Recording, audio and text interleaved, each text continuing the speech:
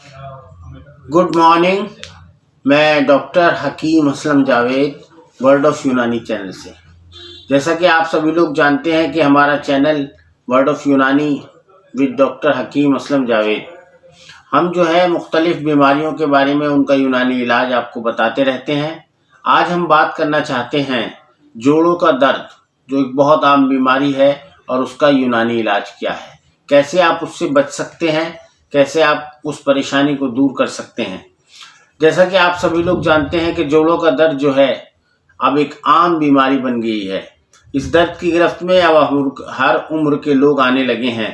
100 नौजवानों में से तकरीबन 20 नौजवान और 100 ख्वातीन में से तकरीबन 50 ख्वातीन इस दर्द से परेशान रहती हैं। एक सर्वे रिपोर्ट के मुताबिक हर 10 में से एक जोड़ों के दर्द में परेशान रहता है। तकरीबन 10 में से एक आदमी तो यकीनन जोड़ों के दर्द में मुब्तला होता है। सबसे ज़्यादा औरतें जोड़ों के दर्द से परेशान रहती हैं। ये मर्द, जिसे आम बोलचाल की भाषा में गठिया कहा जाता है, अधेड़ और बुजुर्गों में होता था और घर की दहलीज के अंदर ही रहने वाली औरतों में हुआ करता था। लेकिन अब ये बीमारी हर उम्र और चलने फिरने वाले लोगों में भी हो रही है। तिब्बी ज़बान में इसे आर्थराइटिस कहते हैं। जोड़ों के दर्द या गठिया की वजह ज़्यादा मोटापा होना, वर्जिश ना करना, धूप में बहुत कम रहना और खाने पीने में बदएहतियाती शामिल है। 70% औरतों में ये बीमारी विटामिन डी की कमी से होती है। इसके अलावा हड्डियों के लिए ज़रूरी कैल्शियम वगैरह नहीं मिल पाता है, इससे भी हड्डियां कमज़ोर हो जाती हैं। यही जोड़ों के दर्द की वजह होती है। अब आपने समझा कि इसकी वजूहात क्या हो सकती हैं। ख़ास तौर से औरतों में ये बीमारी ज़्यादा जो है वो पैदा होती है। विटामिन डी की कमी जो होती है वो भी इसकी एक ख़ास वजहों में शामिल होती है। लहसुन के इस्तेमाल से जोड़ों के दर्द में बहुत राहत मिलती है, बहुत आराम मिलता है। ये आमतौर से आपने सुना होगा, डॉक्टर्स भी ज़्यादातर इसके बारे में बताते हैं और कहते हैं कि 2 जवे लहसुन के रोज़ाना आपको खाली पेट इस्तेमाल करने चाहिए। माहिरीन का ये मानना है कि प्याज और लहसुन में कई ऐसे अज्जा पाए जाते हैं जो जोड़ों के दर्द में काफ़ी मुफीद होते हैं, काफ़ी फ़ायदेमंद होते हैं। इसके मुस्तकिल इस्तेमाल से जोड़ों के दर्द की शिकायत होने का ख़तरा काफ़ी कम हो जाता है। विटामिन ई जोड़ों के दर्द के लिए काफ़ी फ़ायदेमंद होता है। विटामिन ई का ज़रूर इस्तेमाल करना चाहिए। ख़ास तौर पर बादाम में पाया जाने वाला एक जो ओमेगा 3 फैटी एसिड जिसको कहा जाता है, स्वेलिंग और गठिया की अलामतों को कम करने में बहुत मददगार होता है। बादाम भी आप बहुत ज़्यादा इस्तेमाल करें, बहुत अच्छा रहेगा, इस बीमारी के लिए फ़ायदेमंद होता है। बादाम के अलावा मछली और मूंग की दाल, मूंगफली में भी काफ़ी मिकदार में ओमेगा 3 फैटी एसिड पाया जाता है। पपीते में बड़ी मिकदार में विटामिन सी पाया जाता है। विटामिन सी न तो सिर्फ क़ुव्वत मुदाफ़ियत को बेहतर बनाता है, आंवले में विटामिन सी बहुत बड़ी तादाद में पाया जाता है, बल्कि ये जोड़ों के लिए भी बहुत फ़ायदेमंद होता है। जोड़ों के दर्द से निजात हासिल करने के लिए सेंधा नमक से नहाना एक बेहद पुराना नुस्खा रहा है। यूनानी तिब में बताया गया है कि अगर आप सेंधा नमक पानी में डालें, फिर उससे आप नहाएं या उसको नहाने के लिए इस्तेमाल करें तो बहुत फ़ायदेमंद होता है।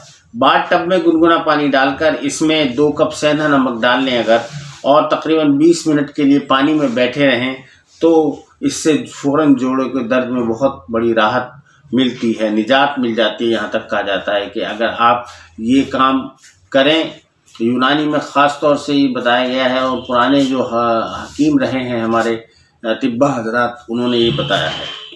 जोड़ों में दर्द वालों को अपनी ग़िज़ा में ओमेगा 3 फैटी एसिड, ताज़े फल और सब्जियों का इस्तेमाल करना चाहिए और ज़्यादा से ज़्यादा एंटीऑक्सीडेंट जो चीज़ें हैं उनका भी इस्तेमाल करना चाहिए। यूनानी तरीक़ा इलाज में इसका बहुत अच्छा और कामयाब इलाज मौजूद है।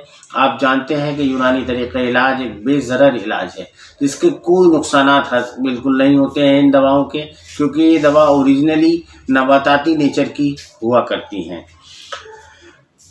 यूनानी में खमीरे भी हैं, माजून भी हैं, गोलियां हैं और मालिश के लिए तेल वगैरह, बहुत अहम तेल जो है कुछ ऐसे होते हैं कि जिनको स्पेशली इस बीमारी के लिए बनाया जाता है। एक अच्छा हकीम 15 से 20 दिनों में या 1 महीने में आपकी ये बीमारी दूर कर सकता है, अगर आप किसी भी मुस्तनद हकीम से मिलेंगे। बीमारी कोई भी हो, इसकी तकलीफ़ वही जानता है जो इससे गुजरता है। कुछ बीमारियां ऐसी होती हैं जो वक्त के साथ जन्म लेती हैं और फिर इनका इलाज मुमकिन नहीं रहता। ऐसी बीमारियों में घुटनों और जोड़ों का दर्द निहायत अहम और काबिल ज़िक्र है।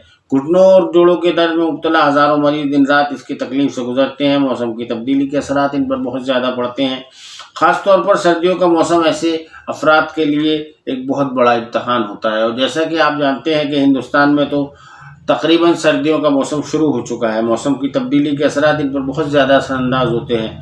خاص طور پر سردیوں کا موسم ایسے افراد کے لیے بہت بڑا امتحان ہوتا ہے۔ مردوں کی نسبت خواتین اس مرض کا زیادہ شکار ہوتی ہیں۔ خاص طور پر بچے کی پیدائش کے بعد انہیں جوڑوں اور گھٹنے کے درد کے مسائل کا سامنا عام خواتین کے مقابلے میں زیادہ رہتا ہے۔ انسانی جسم میں موجودہ جوڑ چلنے پھرنے، اٹھنے بیٹھنے اور زندگی کے تمام کام انجام دینے کے لیے بہت زیادہ ضروری ہوتے ہیں۔ آپ کو چلنا ضروری ہے، اپنی روزی کمانے کے لیے، کسی بھی کام کو کرنے کے لیے آپ کو اٹھنا بیٹھنا پڑے گا۔ اگر ان میں کمزوری آ جائے یا یہ اپنا کام چھوڑ دیں تو زندگی دوسروں کی محتاج ہو جاتی ہے۔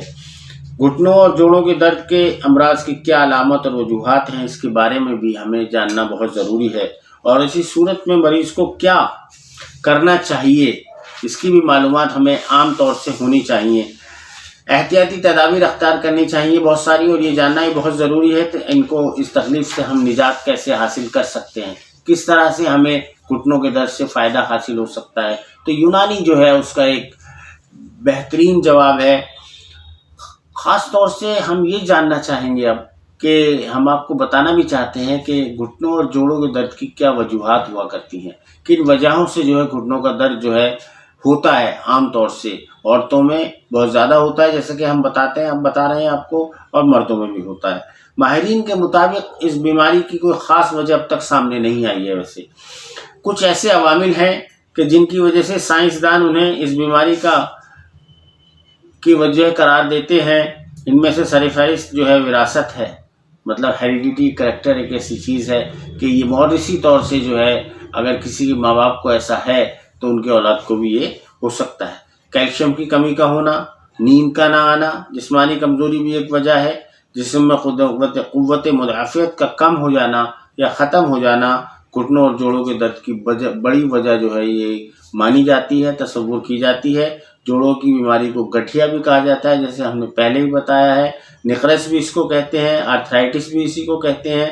اس بیماری میں جسم میں اپنے ہی جسم کے خلاف کام کرنے والے خلیے پائے جاتے ہیں، یعنی آپ سمجھ سکتے ہیں کہ اس کو آٹو امیون ڈیزیز بھی ہم کہہ سکتے ہیں۔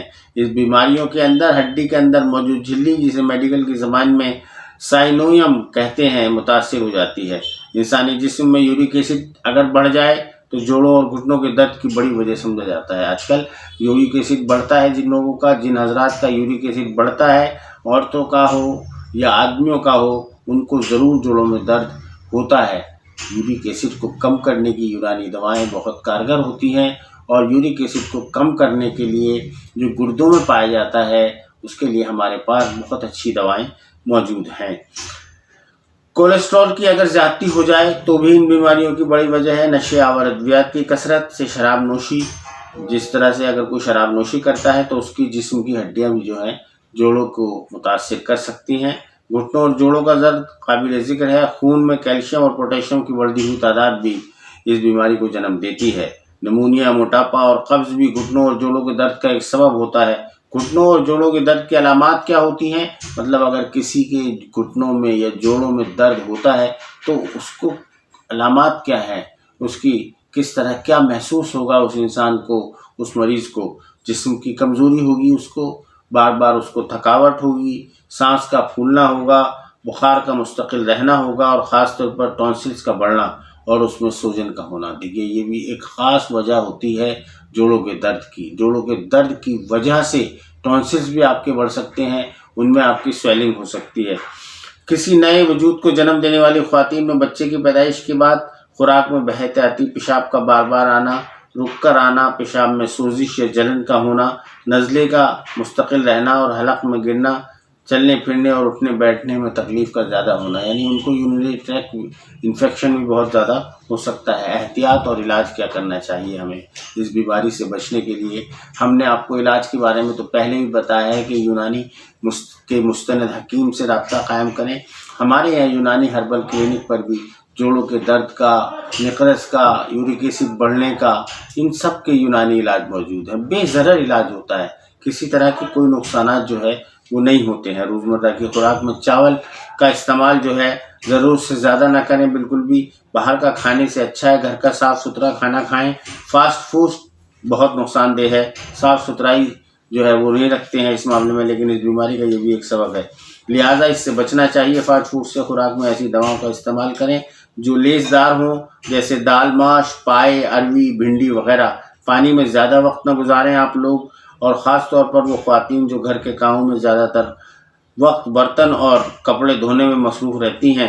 موسم سرما میں بہت زیادہ احتیاط کی جائے، اور گھٹنوں اور جوڑوں پر گرم پٹی کا استعمال کر سکتے ہیں، کوئی گرم کپڑا بھی باندھ سکتے ہیں۔ اس کے علاوہ جو ہے بادی چیزوں سے پرہیز کرنا چاہیے، جوڑوں پر مالش کرنے کی عادت ڈالنی چاہیے، ورزش کو معمول بنانا چاہیے، لیکن اگر اس تکلیف میں زیادہ ہو تو اپنے حکیم سے رجوع کر سکتے ہیں اور ان کی ہدایت کے مطابق ورزش کریں۔ ایسی غذائیں کھانے سے گریز کریں جو جسم میں یورک ایسڈ کے بڑھنے کا سبب ہو۔ بڑے جانوروں کا گوشت بہت نقصان دیتا ہے، خاص طور سے ہمیں ادرک کا استعمال کرنا چاہیے اس بیماری میں۔ اور بہت ساری دوائیں ہیں یونانی میں، جیسے معجون سورنجان ہے، حب سورنجان ہے، حب ازگند ہے۔ معجون سورنجان میں نے آپ کو بتایا، اس کے علاوہ حب یوگراج گوگل ہے، بہت ساری دوائیں جو ہیں یونانی میں اس کے لیے موجود ہیں، اس کا کامیاب علاج موجود ہے۔ اگر آپ چاہیں تو ہم سے بھی رابطہ قائم کر سکتے ہیں۔ ہمارے چینل کو سبسکرائب کریں، اس کو شیئر کریں، اس ویڈیو کو زیادہ سے زیادہ لوگوں تک پہنچائیں، کیونکہ اس سے آپ ہی کا فائدہ ہے۔ شکریہ۔